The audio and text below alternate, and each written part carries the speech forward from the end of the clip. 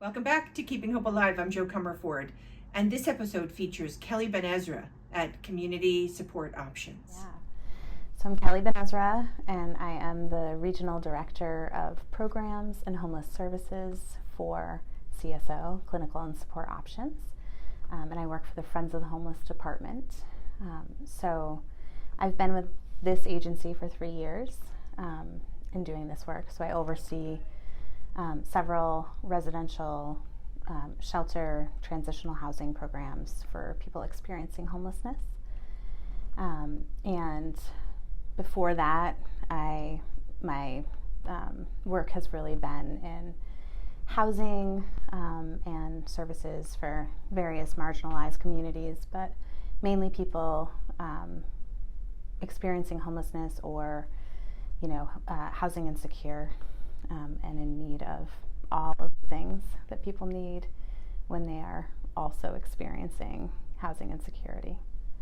I think that I started out wanting to do this work because there's so much need. There are so many people who are judged for having less and who've grown up without opportunity. I think that I really, really believe that housing is a human right. I think that there's a lot of hate and discrimination towards people experiencing homelessness, and it really drives me to want to do more to sort of change the narrative in our communities around what it means to experience homelessness, and really want there to be justice for this population. I think I love watching people change. I love watching people be cared about, and sometimes for the first time experience that.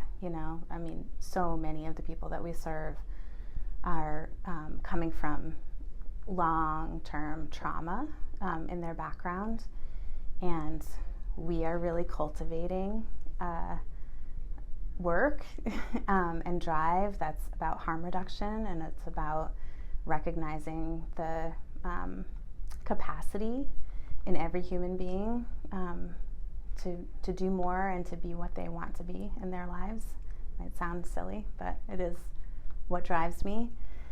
People get to, find housing is like a really amazing thing, especially in the world that we live in now and how difficult it is for anybody to find housing, say nothing about people who are the lowest on the economic ladder and who have so many barriers to that access. What I want is more housing. I want there to be opportunities for people to be given housing without a lot of barriers to that. I want people to feel successful in their lives. I want there to be opportunities for people to build relationships and understand that everybody is worthy of all of those gifts. I want us to be able to reduce the length of time somebody experiences homelessness. I want them to be able to have more resources available to them. I want to integrate further services in the work here.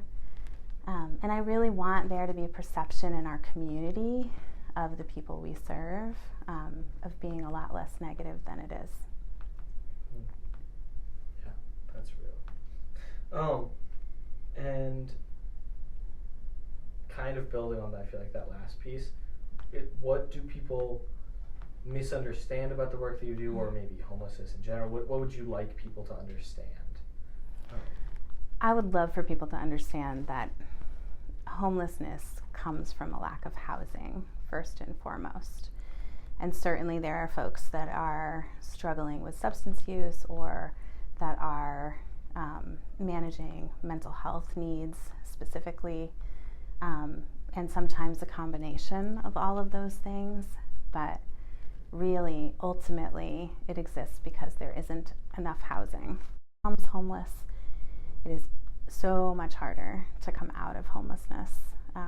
And so we've also tried to work upstream and try to help the programs that serve people who are insecure, who are food insecure, housing insecure, whatever it happens to be, in order to stop the trickle down. Recent concerns are really, about what it's going to look like when various aspects of the big beautiful bill come to real fruition, both federally, but also how it comes down to Massachusetts specifically. I think we've felt a lot of protection in Massachusetts. I'm not sure that we see that moving forward in this work in particular. Another thing that I'm nervous about, is this very recent executive order from President Trump that really seeks to criminalize people experiencing homelessness and people who are struggling with substance use. And that is something that we as a community are very nervous is going to affect the people that we serve really negatively. We've also, in the last few months, understandably, I'm assuming, been very worried about our undocumented constituents in the area. I think we're very worried about what could happen if ICE comes through the doors here, and who we will or won't be able to protect. I am hopeful. I feel like I wouldn't be able to do this if I didn't have hope, and I don't always know where it comes from, except that I have a lot of community myself personally, and I get to witness a lot of good things happening here, not just in this building, but in various parts of this organization and in the work that we do. I just am amazed by the resilience of humans, and if that can happen, from a place of really experiencing a lot of trauma and a lot of loss, if that can happen for people that I work with and see here in this building all the time, it really it makes me feel like that's possible for me too. I see so much potential in not only the people we serve, but also my staff. We're just really, it feels good to be around like-minded people too in this work.